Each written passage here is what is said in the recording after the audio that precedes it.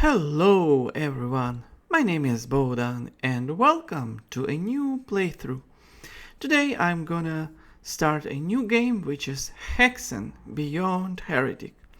This is the spiritual successor of the previous game, Heretic, and it was designed by the same game developing company, Raven Software, in 1995. I really liked Heretic, so I'm very excited about playing this one. There are some new mechanics to this game not present in the previous one, such as player classes, and I already asked you which player class you would like me to choose, and basically we have three of them: Fighter, Cleric and Mage. You all decided for me to play as Mage, and I'm not gonna lie, I wanted to select Mage as well, because I like spells and range attacks and ranged enemies. This game looks different for each player class. So for example, enemies, weapons and items, they act and look differently for each player class, and I will choose Dead Alone the Mage. So let's get started. Also, we have 5 levels of difficulty or skill levels, and as always I will select the next to last level of difficulty, which in this case, Warlock. So get ready and let's get started. Alright, and we start in this garden or yard, which looks very brownish, right? And we already see some enemies over there, and we have our first weapon, and also each player class in this game has its own unique weapon set. And for Dead Alone the Mage, we have the first weapon, which is the Sapphire Wand, so let's use it. It's actually quite a fast firing one, and it also has a piercing attack. These enemies are called Edins, by the way, and the flying ones are called sorry, I forgot their name. They are called Afrits, right? Afrits, so.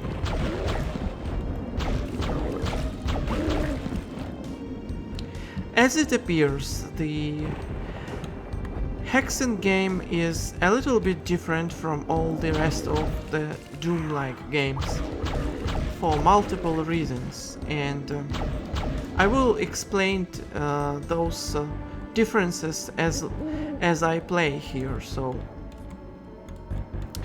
And first and most obvious difference is that we have player classes, and weapons and items act differently for each player class. Well, as for the weapons, they are completely different, and as for the items and artifacts, they simply act differently for each player class. I like how those doors are open. Over here we have some more Edins. Let's kill them.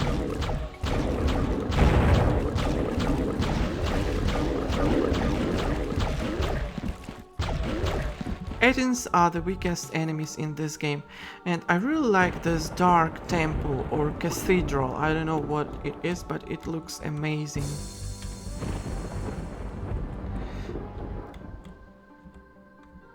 These windows, mosaic windows, can be broken, and sometimes there are hidden paths behind them, so let's take this. You may have noticed a lock in the yard with the green metal around it, so we need to find a key for that lock. Let's flip that bull switch and go over here.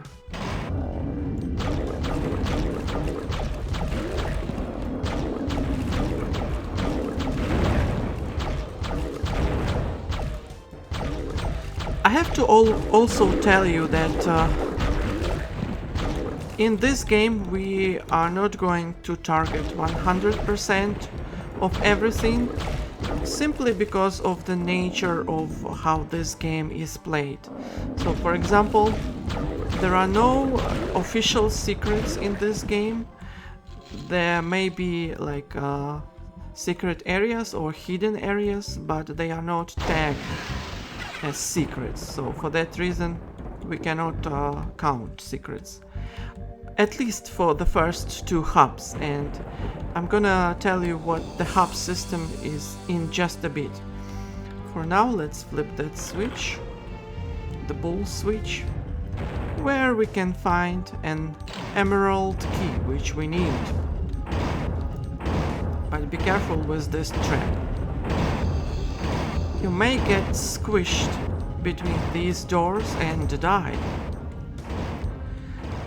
So secondly, because we have respawning enemies in this game, it's not actually quite very convenient to target for 100% of kills. And yeah, as you may have noticed, there are many dangers in this game as well, related to the architecture and to the environment, right?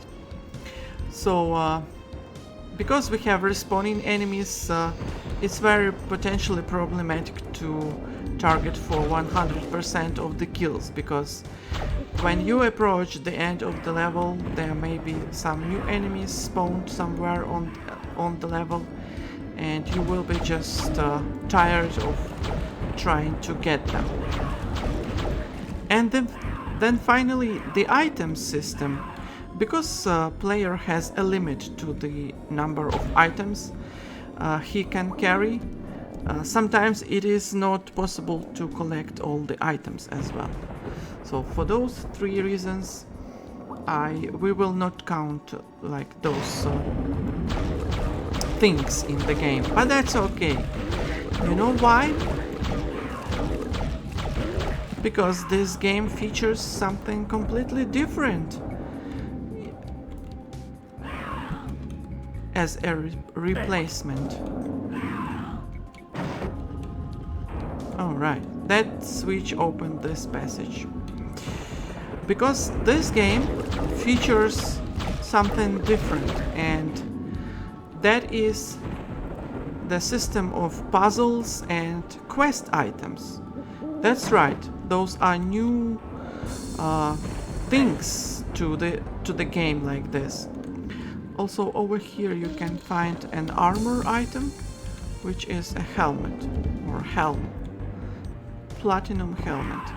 It gives you some amount of armor.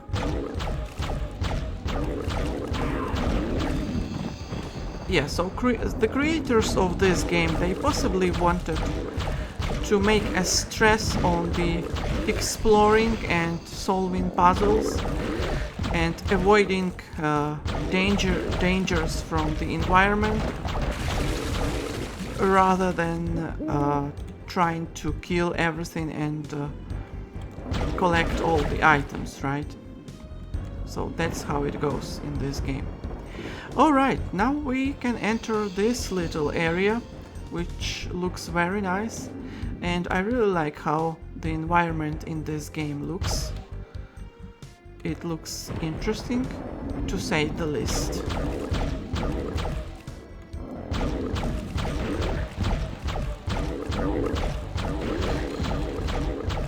The Sapphire wand for the Mage class as the first weapon, and each player class can carry as much as 4 types of weapons, and Sapphire wand is the first one of them. That was a teleporter, and which means some enemies respawned just now. But because the Sapphire wand has unlimited ammo, we are feeling quite good right now. Alright, so to enter this tower we need a key, a silver key for that lock. So let's go find it. Here it is. But be careful, once you grab it, a set of traps will be revealed, so you have to be careful with them.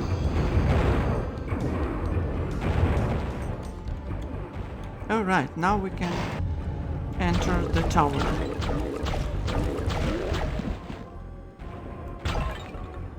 It's actually a special type of tower where the bell is placed. It has its own name, but I forgot how it's named correctly.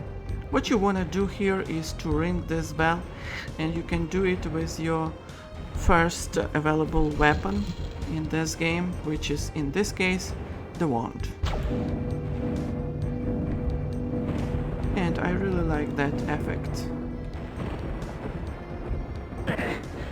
And yes, this game also has a falling damage, so I have to be very careful with that. Alright, I think we covered this area and we can move on with this level, which is named, by the way, let me take care of this, Edins and Afrits.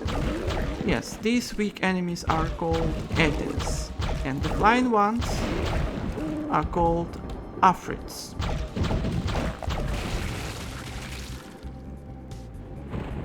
So, where was I? Ah, yes. The level is called Winnowing Hole, and this is actually the prologue level in this game because it features a hub system. And right now, as you can see, we have a revealed teleporter. So let's take it. We are approaching our first teleporter or like a door, but when we step further, wait, yeah, okay, this wall is opened and you can go back to the familiar area if you want, but we are done with this level and can exit. So next time I will see you in the first hub of this game, which is hub 17 portals. But for now I think that would be it, and as you can see, no ending screen with the statistics, because that's how this game just works. So thanks for watching. It was a really good starting level for a game, and I'm very excited to see what's next. Bye bye everyone.